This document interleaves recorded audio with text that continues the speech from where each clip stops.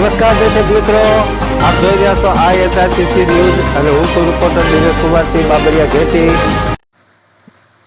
બોટાદ જિલ્લાના તરધરા ગામમાં ગાળો બોલવાની ના પાડવા બાબતે થયેલા વિવાદમાં શરીરથી હુમલાની ઘટના સામે આવી હતી। વિજયભાઈ બાબુભાઈએ ગાળો બોલવાની ના પાડતા હરેશભાઈ ખાચર અને રઘુભાઈ ખાચરે ઉશ્કેરાઈને છરી વડે હુમલો કર્યો હતો। આ હુમલામાં 4 વ્યક્તિઓને ઈજા થતા તેમને સારવાર માટે હોસ્પિટલમાં ખસેડવામાં આવ્યા હતા। પોલીસે બંને આરોપીઓ વિરુદ્ધ ગુનો નોંધ્યો હતો, પરંતુ હજુ સુધી તેમની ધરપકડ કરવામાં આવી નથી। આ આરોપીઓની ધરપકડ ન થતાં બોટાદના ધારાસભ્ય શ્રી ઉમેદ મકવાણા અને તરધરા ગામના લોકો મોટી સંખ્યામાં એસપી કચેરીએ પહોંચ્યા હતા। તેઓએ આરોપીઓને તાત્કાલિક ધોરણે ધરપકડ કરીને કડકમાં કડક કાર્યવાહી કરવાની માંગણી કરી હતી। હું છું રિપોર્ટર દિનેશ કુમારસિંહ બાબરિયા ઘેટી। ઘા કરી એમના દીકરાને માથામાં માર્યું, છરી મારી, એમના ધર્મપત્નીને આ હાથે છરી મારી, એમના બીજા દીકરાને છરી મારી, 4-5 જણા લોકોને છરી મારી ઘરે આવીને, બરાબર। હાલ અત્યારે આમનો જે દીકરો જે છે એ જે હોસ્પિટલમાં એડમિટ છે, હું પોતે જઈને આવ્યો, બરાબર। 12 જેટલા અહીં ટાંકા આવ્યા, ક્યાં અહીંયા, બરાબર।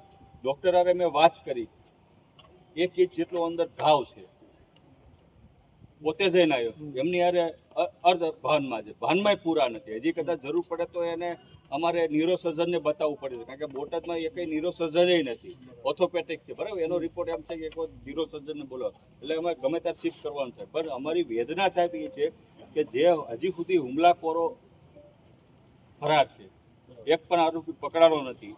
બીજા નંબરમાં કે સાહેબ જે કલમો નાખી 323, 324, હવે તમે કલ્પના કરો કે ઘરે આવીને જે વ્યક્તિઓ જીવલેણ હુમલા કર્યા હોય, ઘરમાં તમારા ઘરમાં જીવલેણ હુમલા કર્યા હોય, છરીના ઘા માથામાં માર્યા હોય, 12 ટાંકા હોય, તો એમાં તમે કઈ રીતે 23-24 કરો?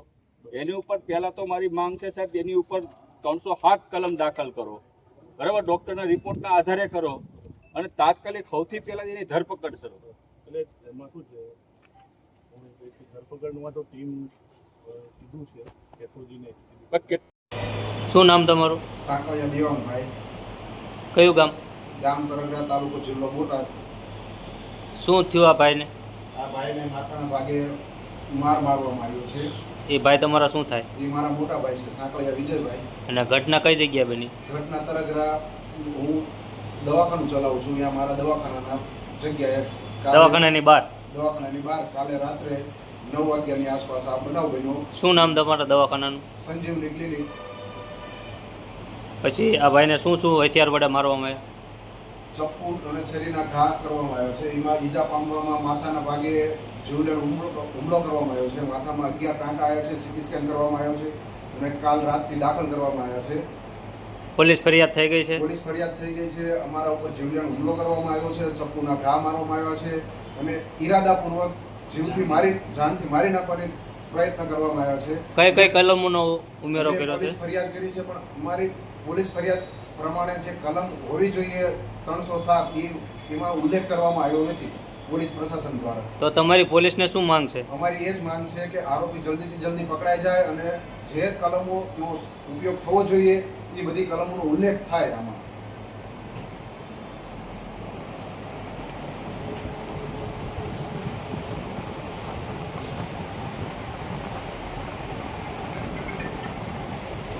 આ પોલીસ ફરિયાદ કાલે રાતે જ પોલીસ ફરિયાદ થઈ ગઈ છે, FRI લખાઈ દીધી છે, પણ અમને સંતોષકારક એમાં કોઈ કલમનો ઉલ્લેખ કરવામાં આવ્યો નથી। જે જીવલેણ હુમલો કર્યો છે માથામાં, છતાં પણ એવી કોઈ કલમ ઉમેરવામાં આવી નથી પોલીસ પ્રશાસન દ્વારા કે જેનાથી આવો કોઈ કેસ।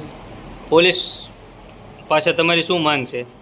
પોલીસ પાસે એ જ માંગ છે કે અમને સંતોષકારક ન્યાય મળે, આરોપી જલ્દીથી જલ્દી પકડાઈ જાય અને જે જરૂરિયાત છે એ બધી કલમો ઉમેરો થાય।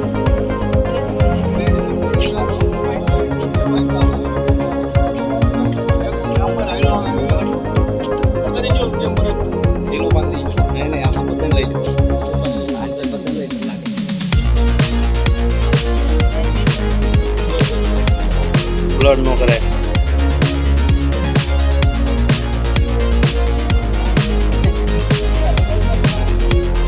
ટાંકા લગન કેવાય આવો પોઝ જ ક્યારે જાય